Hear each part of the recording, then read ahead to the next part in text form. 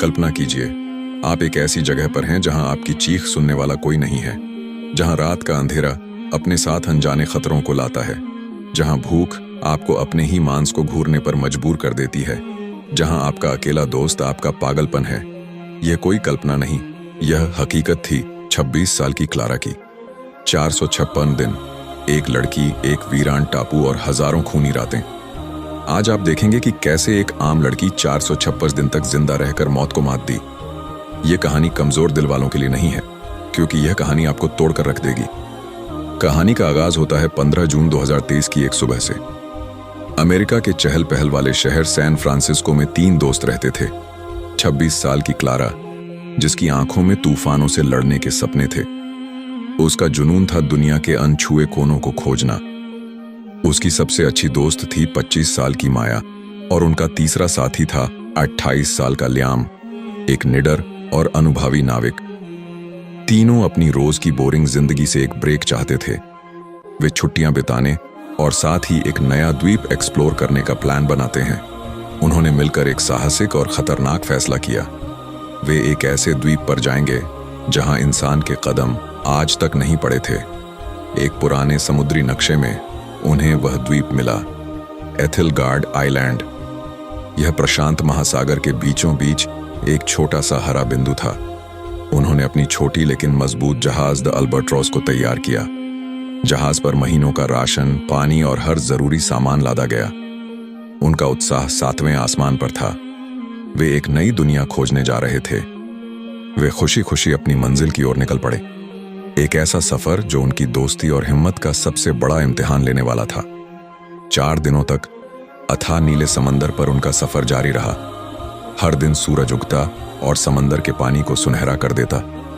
उन्होंने डॉल्फिन्स को अपनी जहाज के साथ रेस लगाते देखा। चौथे दिन 19 जून की सुबह दूर क्षितिज पर उन्हें एक धुंधली सी हरी लकीर दिखाई दी। जैसे जैसे वे करीब पहुंचे, वो लकीर एक विशाल द्वीप में बदल गई। एथिलगार्ड आइलैंड उनकी कल्पना से कहीं ज्यादा भव्य और वीरान था। उसका जंगल इतना घना था कि सूरज की रोशनी भी जमीन तक ना पहुंच पाए। किनारों पर नुकीली काली ज्वालामुखी चट्टानें खड़ी थीं। इन चट्टानों से लहरें टकराकर एक रहस्यमयी संगीत पैदा कर रही थीं। हवा में जंगली फूलों की मीठी और सड़ी हुई लकड़ी की अजीब सी महक घुली हुई थी। अनदेखे रंग बिरंगे पक्षियों की आवाजें जंगल से आ रही थीं। यह जगह जितनी खूबसूरत थी, उतनी ही डरावनी भी लग रही थी। लियाम ने जहाज को एक शांत और सुरक्षित खाड़ी में लंगर डालकर रोक दिया। तीनों ने अपनी छोटी नाव से द्वीप पर पहला कदम रखा। उन्हें लगा जैसे वे किसी दूसरी दुनिया या किसी दूसरे युग में आ गए हों। वे इस अनछी हुई खूबसूरती को देखकर पूरी तरह से खो गए थे। उन्हें यह एहसास बिल्कुल नहीं था कि वे स्वर्ग नहीं, एक पिंजरे में दाखिल हुए हैं। एक ऐसा पिंजरा जहां से निकलना नामुमकिन था। द्वीप पर उनके पहले 7 दिन किसी जादुई सपने की तरह थे। हर दिन वे एक नई और हैरान कर देने वाली चीज खोजते। उन्होंने रात में चमकने वाले नीले रंग के मशरूम देखे। उन मशरूम्स की रोशनी में जंगल किसी दूसरी दुनिया का लगता था। उन्हें एक बहुत पुरानी टूटी फूटी झोपड़ी मिली जो लताओं से ढकी थी। यह किसी भोली बसरी सभ्यता का आखिरी निशान लग रहा था। वे दिन भर द्वीप को नापते और रात में आग जलाकर अपनी खोजों का जश्न मनाते। यह उनकी जिंदगी का सबसे बेहतरीन समय था। वे आजाद और खुश थे, लेकिन उनकी यह खुशी सिर्फ 7 दिनों की मेहमान थी। 26 जून की सुबह उनके लौटने का दिन आ पहुंचा। उन्होंने अपना सारा सामान वापस द अल्बाट्रॉस पर लाद लिया। लियाम ने मुस्कुराते हुए जहाज का इंजन स्टार्ट करने के लिए चाबी घुमाई, लेकिन इंजन से सिर्फ एक खट की आवाज आई और फिर गहरी खामोशी छा गई। उसने दोबारा कोशिश की, फिर दोबारा, पर इंजन स्टार्ट नहीं हुआ। घंटों की मशक्कत के बाद भी वे उसे ठीक नहीं कर पा रहे थे। जहाज का रेडियो और कम्युनिकेशन सिस्टम भी पूरी तरह से बंद हो चुका था। अब वे दुनिया से कट चुके थे। मदद मांगने का कोई रास्ता नहीं था। वो स्वर्ग जैसा द्वीप अब एक भयानक जेल की तरह लग रहा था। उनकी आंखों में खुशी की चमक की जगह अब खौफ ने ले ली थी। उनके पास एक आखिरी उम्मीद बची थी। जहाज पर रखी एक छोटी मोटा बोट इमरजेंसी लाइफ बोट थी, मगर उस पर एक बड़ी समस्या लिखी थी। क्षमता सिर्फ 2 व्यक्ति। तीनों एक साथ उस पर बैठकर नहीं जा सकते थे। यह नामुमकिन था। एक लंबी, खामोश और तनावपूर्ण रात के बाद एक दिल तोड़ देने वाला फैसला हुआ। लियाम और माया उस लाइफ बोट से मदद लाने के लिए निकलेंगे। क्लारा जहाज पर ही उनका इंतजार करेगी। लियाम ने नक्शे के हिसाब से बताया कि उन्हें 8 दिनों में लौट आना है। उन्होंने क्लारा के लिए 10 दिनों का खाना और पानी का स्टॉक छोड़ा। साथ में एक फ्लेयर गन भी दी ताकि जरूरत पड़ने पर वो सिग्नल दे सके। 27 जून की सुबह क्लारा के लिए उसकी जिंदगी की सबसे मुश्किल सुबह थी। उसने रोते हुए अपने दोनों दोस्तों को गले लगाया। हम जल्द लौटेंगे क्लारा, हिम्मत मत हारना। क्लारा दे अल्बाट्रॉस के डेक पर खड़ी उन्हें दूर जाते हुए देखती रही। वो तब तक देखती रही जब तक नाव समंदर में एक छोटा सा बिंदु बनकर गायब नहीं हो गई। वो वापस जहाज के अंदर बने छोटे से कैबिन में आ गई जो अब उसका घर था। उसने कैबिन की दीवार पर पहला निशान खींचा। दिन 1। हर सुबह वो उम्मीद से समंदर को देखती और दीवार पर एक और निशान खींच देती। 10 दिन बीत गए, 10 निशान खींच गए, लेकिन कोई वापस नहीं आया। 11वें दिन की सुबह सूरज उगा, पर क्लारा की उम्मीद का सूरज डूब चुका था। वो समझ गई थी वो इस अनजान दुनिया में अब बिल्कुल अकेली थी। क्लारा को लग रहा था कि उसके दोस्त उसे छोड़कर चले गए हैं, लेकिन वह बेचारी यह नहीं जानती थी कि उसके दोस्त अब इस दुनिया में नहीं थे। जिस दिन लियाम और माया द्वीप से निकले थे, उसके दूसरे दिन ही उनके सिर पर मौत का साया मंडराने लगा था। आसमान अचानक काला हो गया और समंदर पागल हो गया। पहाड़ जैसी ऊंची लहरें उनकी छोटी सी नाव को खिलौने की तरह उछाल रही थीं।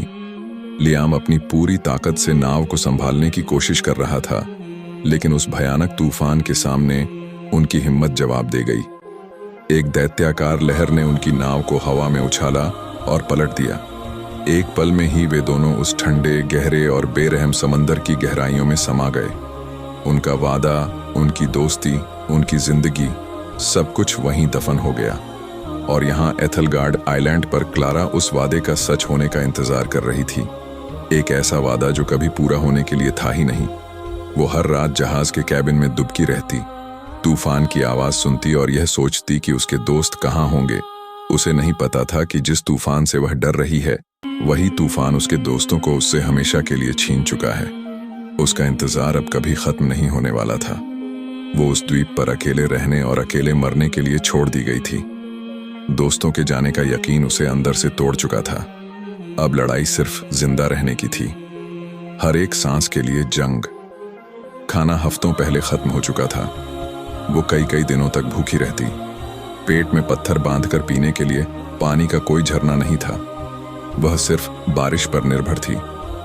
जब हफ्तों बारिश ना होती तो प्यास से उसका गला सूख कर कांटा हो जाता। वो सुबह पत्तों पर जमी ओस की बूंदों को चाटकर अपनी प्यास बुझाती। रातें सबसे ज्यादा खौफनाक थीं। जंगली सुअरों के झुंड जहाज के आसपास घूमते और जमीन खुरचते उनकी घुरघुराने की आवाज सुनकर क्लारा की रूह कांप जाती थी। वो कैबिन का दरवाजा कसकर बंद कर लेती और खामोशी से सुबह का इंतजार करती। लेकिन भूख किसी भी डर से बड़ी होती है। एक दिन कई दिनों की भूख से तड़पकर उसने एक फैसला किया। अगर जीना है तो मारना होगा। उसने जहाज से मिले लोहे के एक टुकड़े को पत्थर पर घिसकर एक धारदार भाला बनाया। उसने एक खतरनाक जंगली सुअर का शिकार करने की ठानी। यह एक जानलेवा फैसला था जिसमें एक चूक का मतलब मौत था। लेकिन क्लारा के पास अब खोने के लिए कुछ नहीं बचा था। क्लारा की जिंदगी अब एक रूटीन बन चुकी थी। शिकार करो, जिंदा रहो। उसने कई हफ्तों की कोशिश और कई छोटों के बाद अपना पहला शिकार किया। उस दिन उसने कई महीनों बाद पेट भरकर मांस खाया था। लेकिन हर शिकार एक जानलेवा जंग होती थी। दिन हफ्तों में, हफ्ते महीनों में और महीने साल में बदल गए। क्लारा ने दीवार पर 365 निशान पूरे कर लिए थे। 1 साल बीत चुका था। शहर की वो नाजुक लड़की अब पूरी तरह से एक जंगली योद्धा बन चुकी थी। उसने सुअरों की खाल से अपने लिए मजबूत लिबास बनाया था। अकेलेपन से लड़ने के लिए उसने बांस से एक छोटी सी बांसुरी बना ली थी। हर शाम वो उस पर दर्द भरी धुनें बजाती जो उस वीरान द्वीप पर गूंजती थी। समय बीतता रहा। दीवार पर निशानों की संख्या 400 पार कर चुकी थी। क्लारा अब शारीरिक रूप और मानसिक रूप से थक चुकी थी, टूट चुकी थी। एक दोपहर वो उदास बैठी जहाज के डेक से समंदर को देख रही थी। तभी उसे दूर क्षितिज पर एक बिंदु दिखा। वो एक जहाज था। क्लारा की सूखी रगों में अचानक जैसे खून की बाढ़ आ गई। वो अपनी पूरी ताकत से चिल्लाई। उसने आग जलाई, कपड़े लहराए, लेकिन सब बेकार गया। जहाज अपनी राह पर चलता रहा और आंखों से ओझल हो गया। उस दिन क्लारा का दिल हमेशा के लिए टूट गया, लेकिन उसी टूटे हुए दिल से एक नई जिद ने जन्म लिया। मैं यहां सड़कर नहीं मरूंगी, मैं इस समंदर से लड़ूंगी। उसने फैसला कर लिया, वो इस द्वीप से भागेगी। लगभग 1 महीने तक क्लारा ने दिन रात एक कर दिया। उसने बांस के सबसे मजबूत लट्ठों और लताओं को इकट्ठा किया। उसने अपनी पूरी ताकत और द्वीप पर सीखी हर कला का इस्तेमाल किया। उसने बांस के लट्ठों को कसकर बांधकर एक छोटा सा बेड़ा बनाया। उसने जहाज के मलबे से मिले कपड़े का एक छोटा सा पाल भी तैयार किया। उसने अपनी नाव को नाम दिया होप, यानी उम्मीद। उसने अपने साथ कुछ हफ्तों के लिए सूखी मछली और मांस जमा किया। मीठे पानी के लिए उसने नारियल के खोखले खोलों को भर लिया। और हाँ, उसने अपनी वो कीमती बांसुरी भी अपने साथ रख ली। 426वें दिन उसने अपनी छोटी सी होप को समंदर में धकेला। उसने आखिरी बार अपने उस द्वीप को मुड़कर देखा जो उसकी जेल भी था और घर भी, और फिर वह अनजान अथाह समंदर में उतर पड़ी। शुरुआती कुछ दिन उसकी हिम्मत बनी रही। वो पाल की मदद से आगे बढ़ती रही, लेकिन जल्द ही उसे इस सच्चाई का सामना करना पड़ा। वो इस अंतहीन समंदर में एक पत्ते की तरह थी जिसका कोई किनारा नहीं था। चारों तरफ मीलों तक सिर्फ नीला पानी और खामोशी थी। अब उसे द्वीप का अकेलापन भी एक नेमत लगने लगा था। उसका खाना और पानी हर गुजरते दिन के साथ कम हो रहा था। उसने अपनी जिंदगी का सबसे बड़ा और सबसे खतरनाक जुआ खेला था। 1 महीना, फिर 2 महीने। क्लारा अब समंदर में पूरी तरह खो चुकी थी। लगभग 450 दिन अकेले लड़ते लड़ते वह अब अपने अंत के करीब थी। उसका सारा खाना और पीने का पानी कई हफ्ते पहले ही खत्म हो चुका था। वह अब सिर्फ बारिश के पानी के सहारे जिंदा थी, जो कभी कभार बरसता था। दिन का जलता हुआ सूरज उसका सबसे बड़ा दुश्मन था। उसकी त्वचा झुलसकर काली पड़ गई थी और जगह जगह से फट गई थी। नमक वाले पानी और हवा ने उसके शरीर पर अनगिनत जख्म दे दिए थे। वह भूख से इतनी कमजोर हो गई थी कि अब हिलना भी मुमकिन नहीं था। उसका शरीर सूख कर लकड़ी के एक ढांचे जैसा रह गया था। उसे अब अक्सर मतिभ्रम होने लगे थे। उसे आवाजें सुनाई देती थीं। उसे लगता था कि माया और लियाम उसे नाव से पुकार रहे हैं। कई बार बड़ी बड़ी शार्क मछलियां उसकी नाव के आसपास मंडराती थी, लेकिन अब उसे डर भी नहीं लगता था। उसने खुद को मौत के हवाले कर दिया था। वह बस अपनी नाव पर बेहोश सी पड़ी रहती, अपनी आखिरी सांस का इंतजार करती।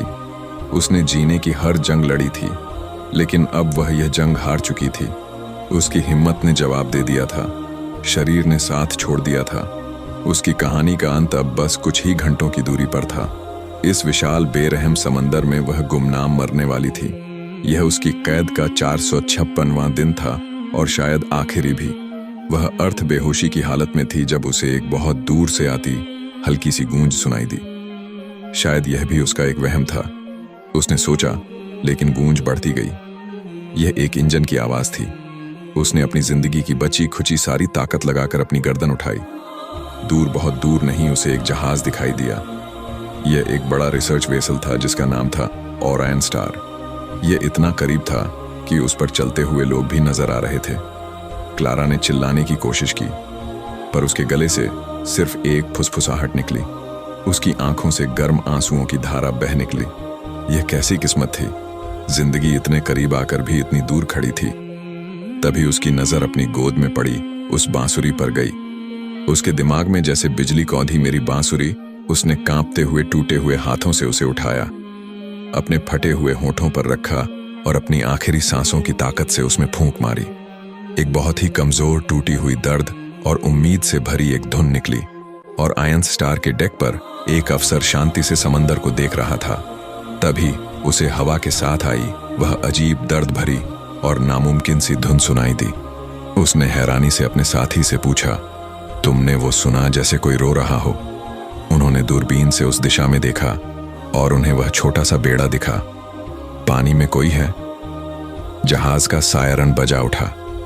जब बचाव दल उस तक पहुंचा, क्लारा बेहोश हो चुकी थी, लेकिन उसकी उंगलियों ने अपनी उस बांसुरी को कसकर पकड़ रखा था। उस एक धुन ने उसे मौत के मुंह से वापस खींच लिया था। उसने अपनी हिम्मत और उस बांसुरी की धुन पर मौत को भी हरा दिया। क्लारा की यह अविश्वसनीय कहानी अगर आपके दिल तक पहुंची हो तो इस वीडियो को एक लाइक जरूर दें और कमेंट्स में लिखकर बताएं कि इस कहानी के किस हिस्से ने आपके रोंगटे खड़े कर दिए। ऐसी ही और हैरान कर देने वाली कहानियों के लिए मेरे चैनल को अभी सब्सक्राइब करें। मिलते हैं अगली कहानी में, तब तक अपनी हिम्मत बनाए रखें।